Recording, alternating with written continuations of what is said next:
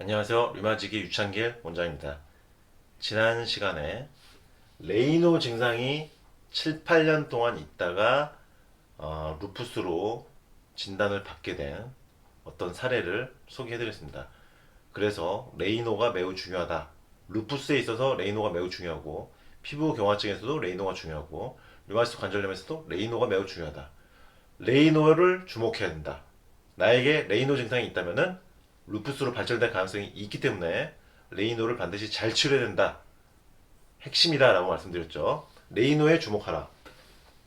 그래서 이분 같은 경우는 레이노가 7, 8년 동안 있다가 안티 dsDNA 안티바디, 항 DNA 항체, 루푸스 신형 그리고 루푸스 진단의 특이적인 항체 안티 dsDNA 항체가 16.6이 되면서 루푸스로 진단되는 상황으로 된 거죠. 그러니까 레이노가 있을 때 7, 8년 동안 사실은 방치한 것입니다.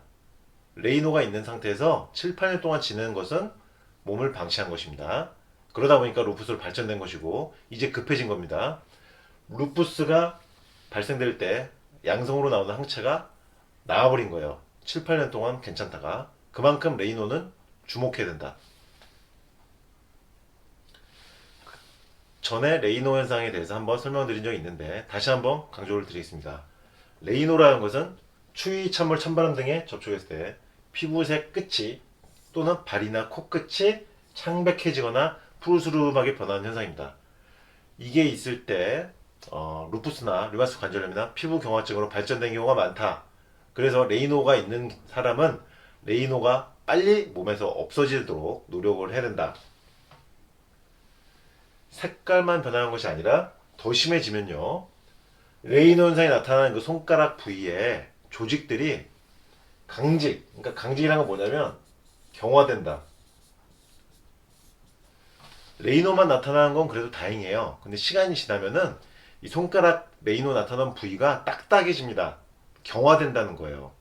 딱딱하게 경화되면서 관절까지 굳어질 수 있습니다. 이 상태가 되면 이제 상당히 진행된 거죠.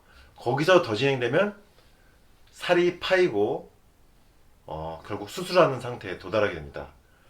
레이노를 절대 우습게 보지 말아야 하는 이유가 여기에 있습니다. 처음에는 색깔만 변하지만 점점 딱딱해지고 딱딱해지다가 조직이 괴사된다는 거예요. 조직이 파인다, 뚫린다. 손가락 쪽에 피부가 뚫린다는 겁니다. 마지막에는. 그럼 결국 수술하는 상태까지 가게 되고 그때는 스테로이드도 면역제도 듣지를 않는다는 것입니다. 레이노를 절대 가볍게 보면 안 되는 이유가 여기 있습니다. 왜? 레이노가 흘러가는 과정을 파악을 해두신다면 레이노는 절대 가볍지 않다는 것을 아시게 되겠죠. 오늘 제가 말씀드린 것은 이 레이노를 너무 가볍게 생각하지 말라는 것입니다. 레이노를 너무 오래 방치하면 결국 마지막에는 손가락에 괴사가 나타날 수 있다. 색깔이 변하고 강직이 나타나고 더 심해지면 조직이 딱딱하게 경화되고 그 다음에 손가락이 파인다. 그래서 레이노가 매우 중요하다는 것이고요. 1차성 레이노와 2차성 레이노가 있다고 했는데 피부 경화증에서는 90%에서 레이노가 나타나고 루푸스에서는 최대 30%, 류마티스 관절염에서는 간혹 드물게 10%에서 레이노가 나타납니다. 그러니까 루푸스 환자분 중에서 10명 중에 두세 명은 피부에 레이노 현상이 나타날 수 있다는 거고요. 피부 경화증에서는 10명 중 9명에서 레이노가 나타날 수 있다는 것입니다. 이 레이노 증후군, 손가락이 창백해지면서 푸르게 변하는 이 증상, 말초까지 혈액순환이 잘 되면서 추운 기운, 찬 기운이나 차가운 환경에 노출됐을 때 색깔이 변하지 않는 상태가 되어야 합니다. 레이노를 없애야지만 내 몸에 루푸스와 피부경화증, 류마티스 관절염을 없앨 수 있고 예방할 수 있다는 것. 레이노를 절대 가볍게 보지 말 것. 다시 한번 강조드립니다. 이상 류마지기 유창길 원장이었습니다.